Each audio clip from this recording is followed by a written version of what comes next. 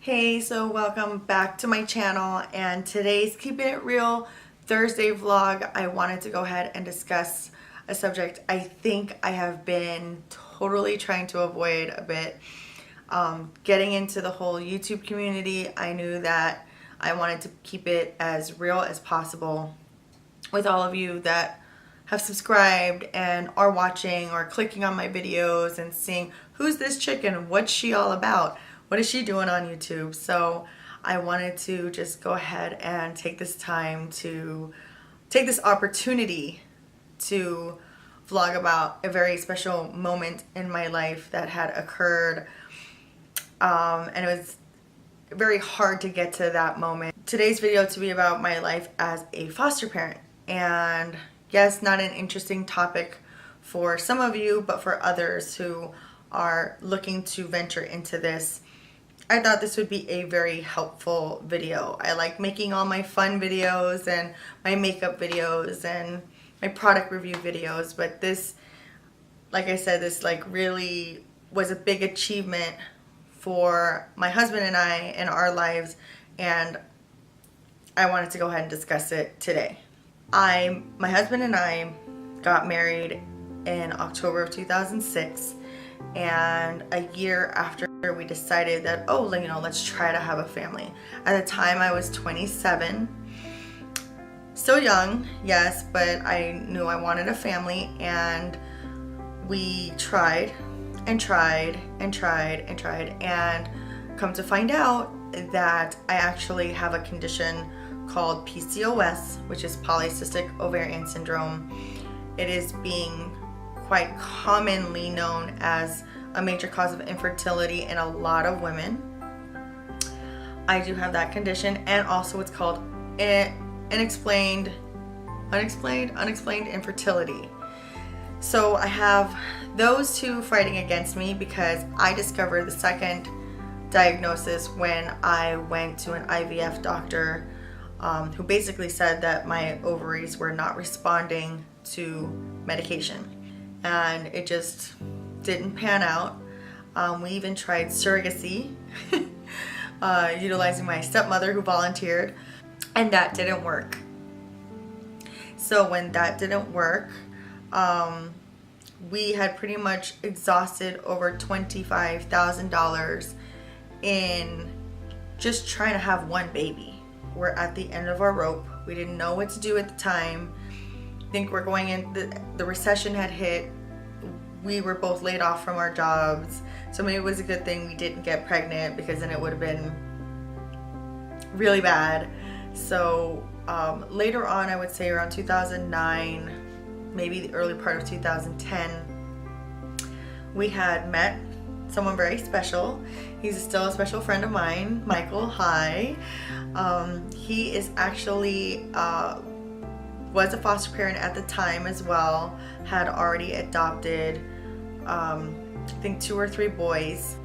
He did introduce us to an organization he was with called Kids in Distress, and he told us all about his fostering experience, and we were very interested. We knew adoption was in the works for us. We wanted a child first, a bio child, and then we knew we wanted to adopt. That was always in the plan. Obviously it didn't work out that way, so we thought, okay, let's explore this option. We went to orientation. Kids in Distress does hold, I think, every quarter an orientation to introduce potential new foster parents to the entire process of fostering. They try to bring what they can, the meat of it, into one meeting, and then you decide from there if you want to continue. At the time, the program was called MAP, I think, Model Approach to Proper Parenting, or maybe it's something else, don't quote me on that. It's a 13-week course that you take, and it prepares you to become a foster parent. So every time you would go, you'd go every week, once a week. I think it was 3 hours, for 3 or 4 hours, from 7 to 10 or something.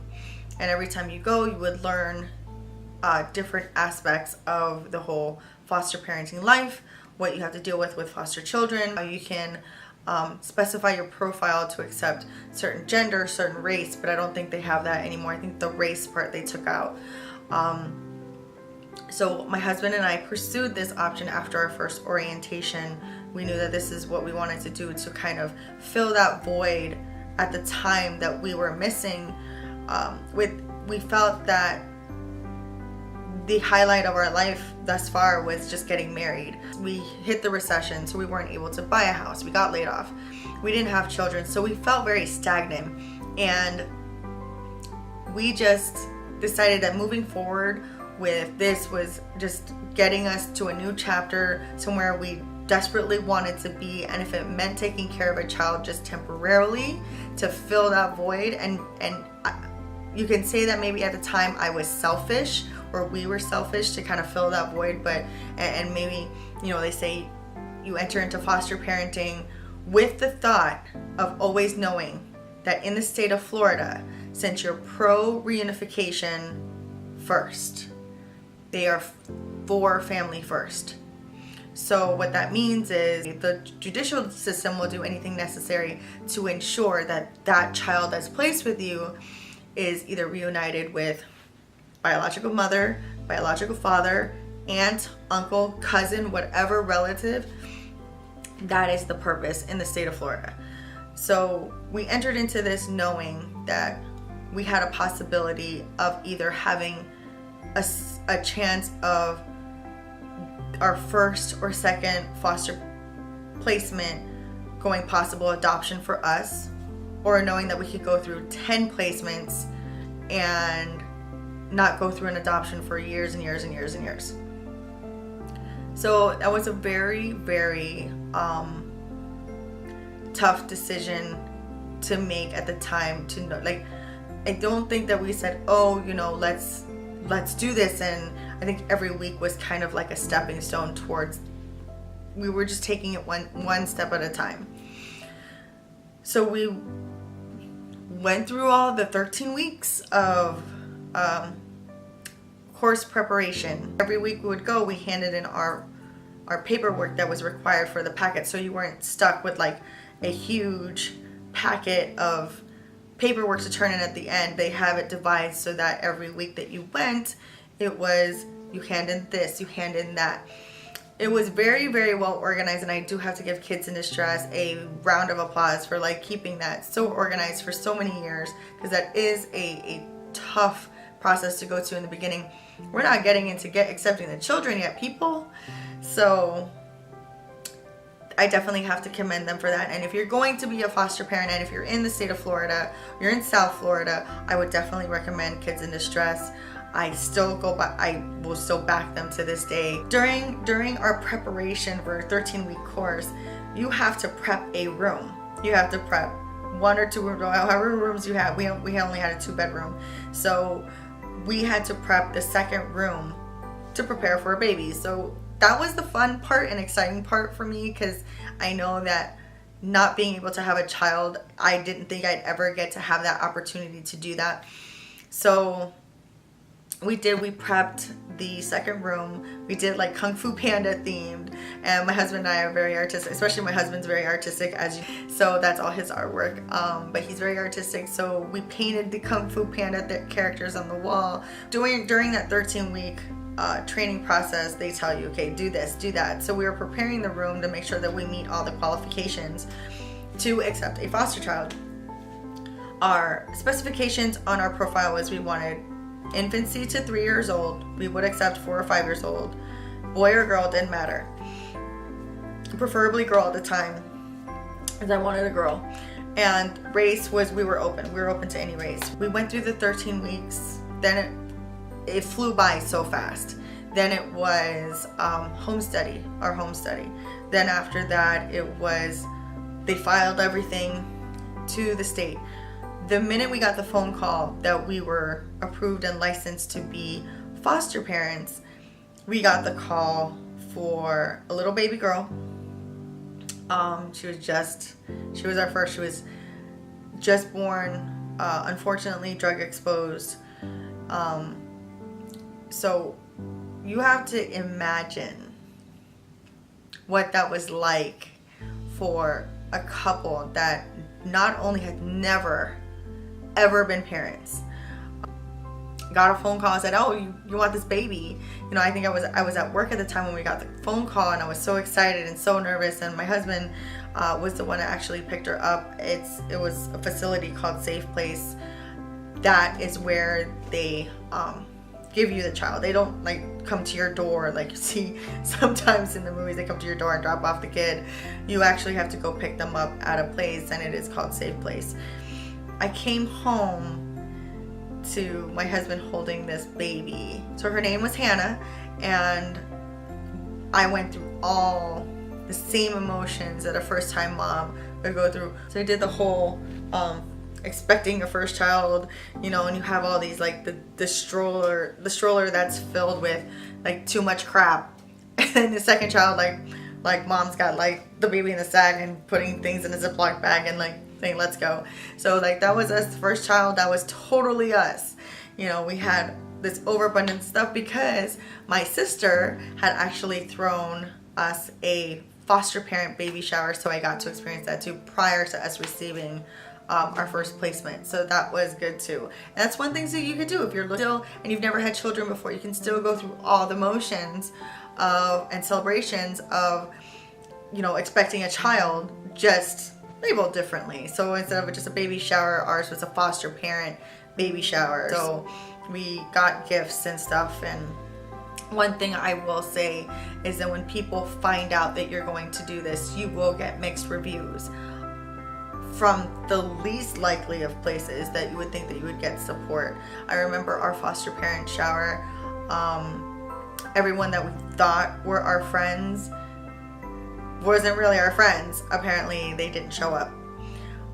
The amount of people that did show up obviously showed to us how supportive they were of us, because they knew how much we wanted a child.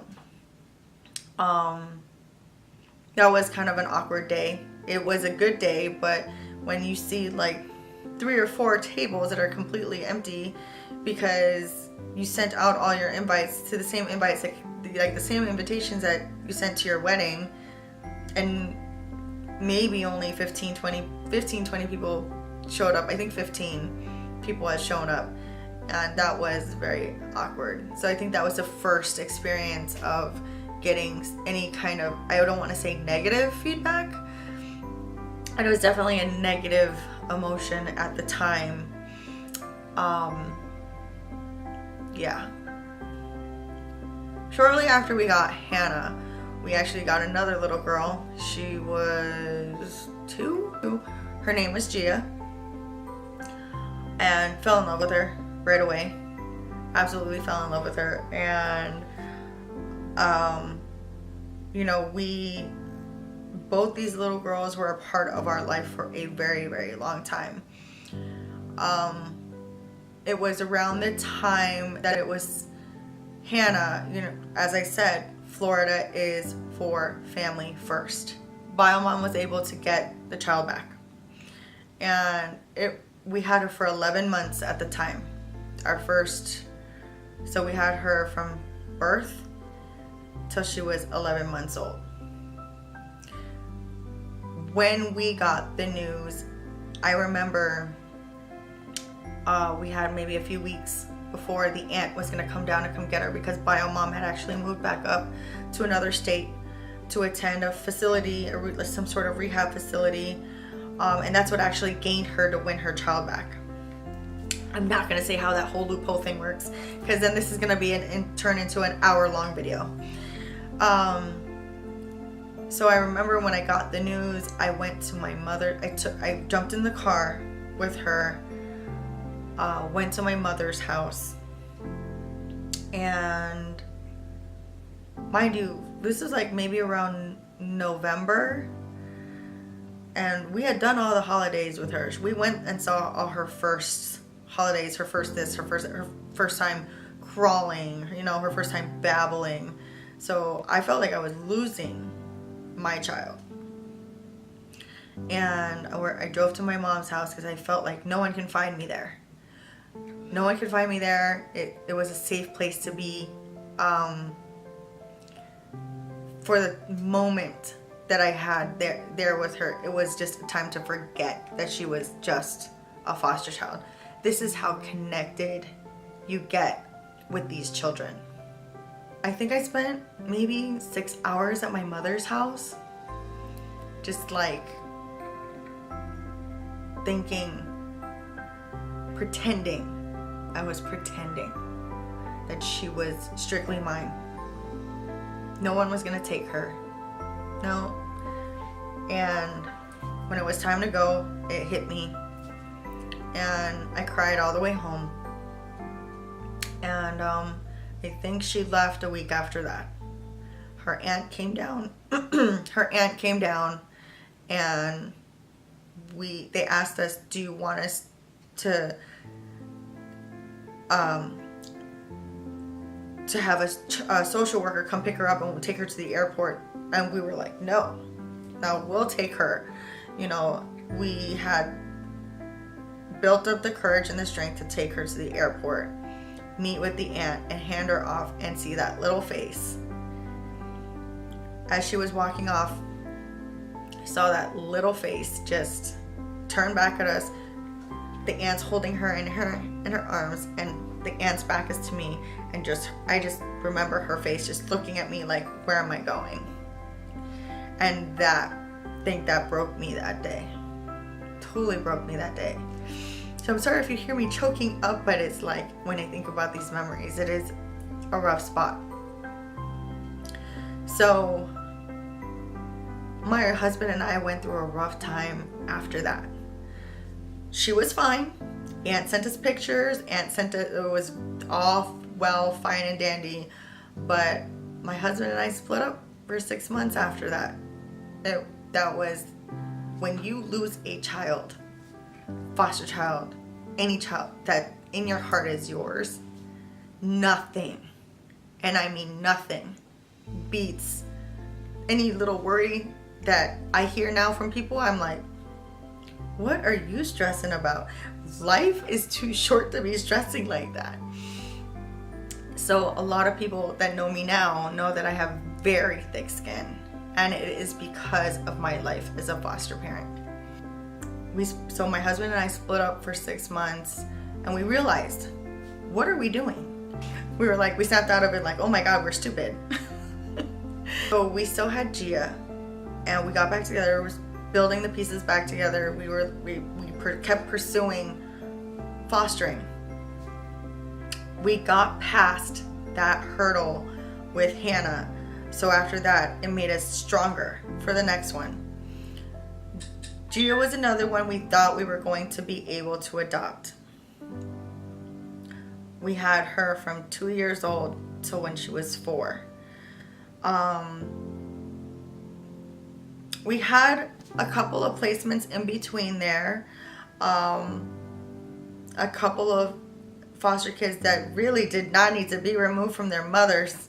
Hi, Monica. I know you're watching this. I love you. So one foster child we got, Adam. The mom was just trying to protect her baby people. I don't even want to get into all that, but I became really good friends with that bio mom. Gia, like my family and my husband's family really got attached to her. When we got the news that after a long battle with CHILDNET, with Kids in Distress, the organization backing us up, so bio mom found a loophole in the system. Her attorneys did, actually, and it was a tough fight. I still think to this day she did not need to be reunified with that woman. I still think that. And there are going to be times that the system will fail these kids, and it's not your fault as a foster parent. It's the state. It's the judicial system. It's, when you have a state that's backing these, children to be reunified with these bio parents, they say you have a voice. in court, and it depends on the judge. It really depends on the judge that's listening to your case, if you have a voice or not. We did voice our concerns, but so we lost Gia exactly on her birthday. And I remember telling my husband that day in court, it was prior to us hearing the verdict, I said, a child is out there that needs us more. If something happens today, a child is out there that's going to need us more. A week after, we got a phone call for our son. And our son was born, totally not making this up, people. Our son was born the same day as Gia's birthday, but the same day that we had lost her. So mind you, let me backtrack. Gia went back to her biological mother on her birthday. I'm not going to disclose birthdays, I'm just saying the month. In December. So on the same day in December, my son was born. And if you look at the timestamp, I think on the birth certificate, I think it's like within an hour of us actually losing her in court. It's so weird. So we got my son, who had the same birthday as the daughter we thought we were going to, the other daughter that we thought we were going to adopt. And then we got a call for another child, my daughter. And this is how weird things work, that she was born with a lot of issues. And on the way to go get her, or to go meet her for the first time, she had to stay in the NICU. I got a call from the agency that said, oh wait, I have another placement for you. It's a healthy baby boy, no issues, no nothing. Totally going to adopt. They're going to terminate the mom's rights. I remember sitting in that car with my mother-in-law. We were almost to the hospital. And it was either take a chance on this little girl that we didn't know if we were going to adopt her, and I didn't know what her health condition was at the time. They just said she had problems. Or take this healthy little boy that was for sure deal. And I had like, I think literally 10 seconds to decide. And all I kept saying to myself was, what does your instinct say?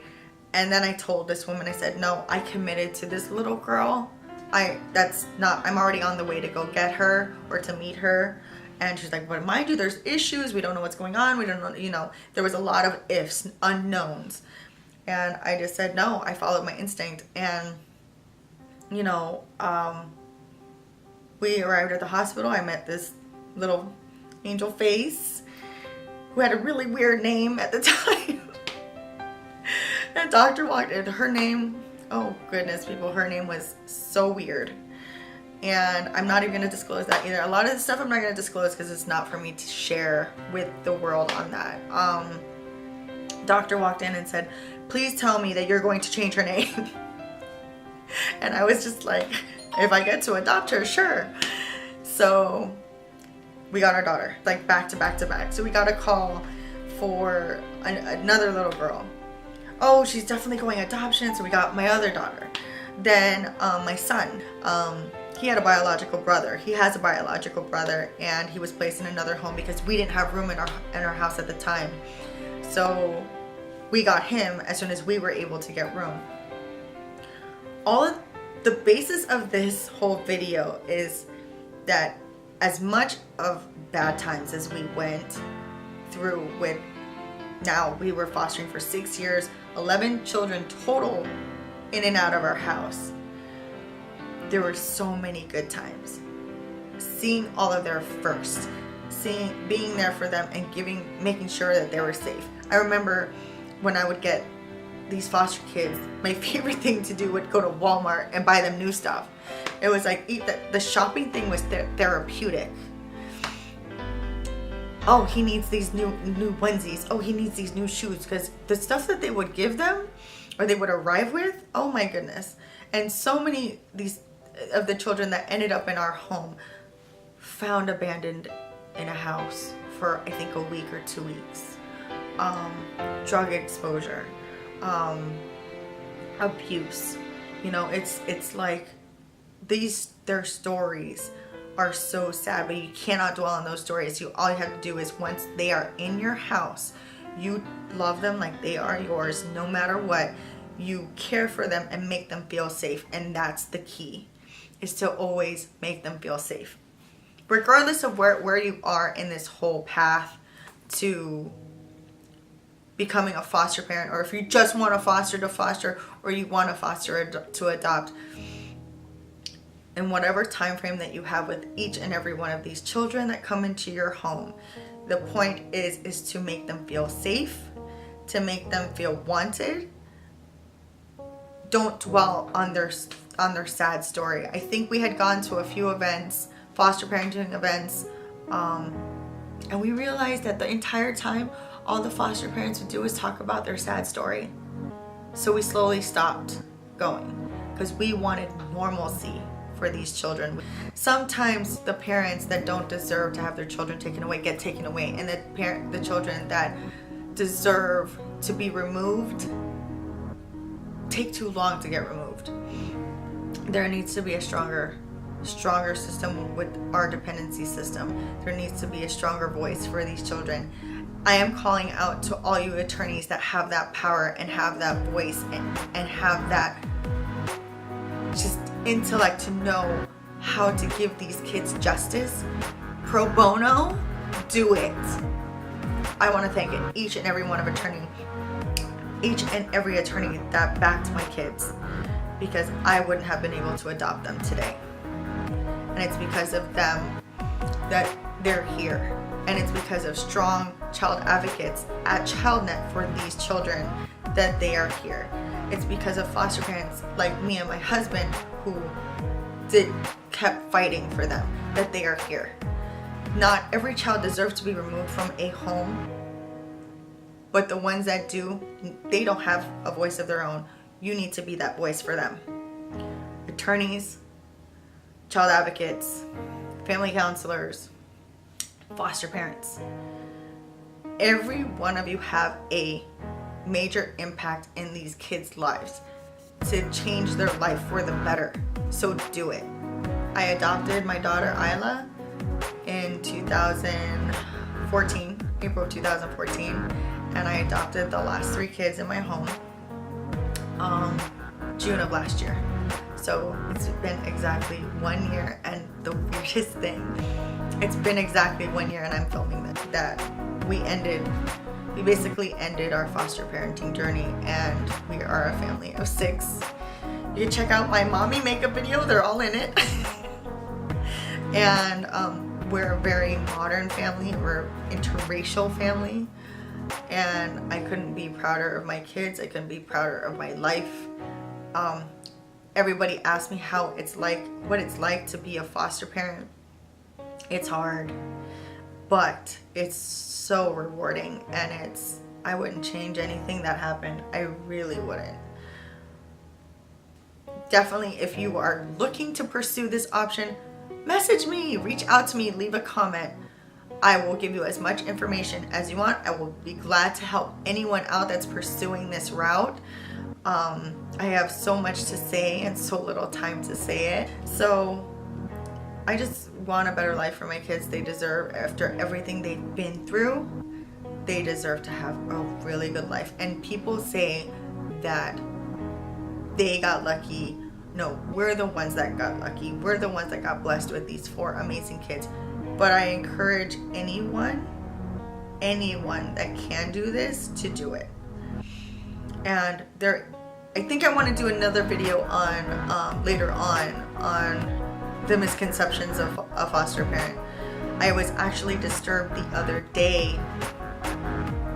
There was an article that came out where these unfortunate, awful people adopted from foster care and basically killed their children or their child. I can't remember the article. And someone in the thread, you gotta watch me in those threads because I will go off. Someone in the thread had said there should be more checks on adoptive parents who adopt from foster care. When these children are adopted, they are mine. They are legally mine, as if I gave birth to them. So I went off and said, why should I be punished because my body can't create children? I said, if you want to compare apples to apples, honey, why don't we bring up Casey Anthony's case? And how about if you want to just focus on the safety of children across the board, how about we have regular checks on all parents? How do we do that? I do have another story where someone I knew, you know, and this is going into some of the negative feedback that I get as a foster parent. You know, ex-friend of mine had this awful girlfriend, and this woman proceeded to tell me that why don't I have my own children? I told her I can't. She's like, well, you don't know that. They told me I couldn't have kids and I got a child. She goes, I don't care, but having your own isn't the same as having an adopted child. It's not the same. The bond is not the same. For years, I have been holding on to that one moment, and it comes out every once in a while when I'm on Facebook and I want to rant. It comes out. This same woman proceeded to put a picture on Instagram how when she laughed, she peed, and all real moms know what that's like. Because you don't know how to hold your bladder? That makes you a real mom? I don't think so. It does resonate with me, sometimes these bad experiences I go through. And I have to say, the show This Is Us, me and my husband love that show, and Mandy Moore and all of you from the cast of This Is Us, if you ever watch my video, we love you. We are a football family too, and we totally relate to your story, and it's an amazing show. If you haven't seen it, gotta watch it. I will put the link in the description box below for that show, because that show is awesome and I can't wait for it to come back in September. I will be doing more vlogs about this topic in the future for sure. I'm glad I held it together. Almost lost it there for a minute, I'm not gonna lie. And any of you, again, that want to pursue this opportunity, I am open to any questions you might have, anything about my experience. Any way I can help means that I can help another foster child out there, even if it's not in my state. That's what makes this video so awesome, is that if I can make another child somewhere out there feel safe, feel secure, that's what I want. I may not be a foster parent now, but if I can help one of you out there become one and help out those children, then I know I did a damn good job on this video. Hopefully I did. So anyways, that is my Keeping It Real Thursday vlog. So to all of you, my sirens that are listening to me and watching me on a weekly basis, thank you so much. To all my subscribers, thank you. I mean, not many of you, but I damn well appreciate every single bit of it, trust me. Leave me any kind of feedback in the comments below. As always, stay sassy, sexy, and sophisticated. Please, if you like this video, please consider subscribing to my channel. Give me a big thumbs up, and I'll be seeing you next time. Bye.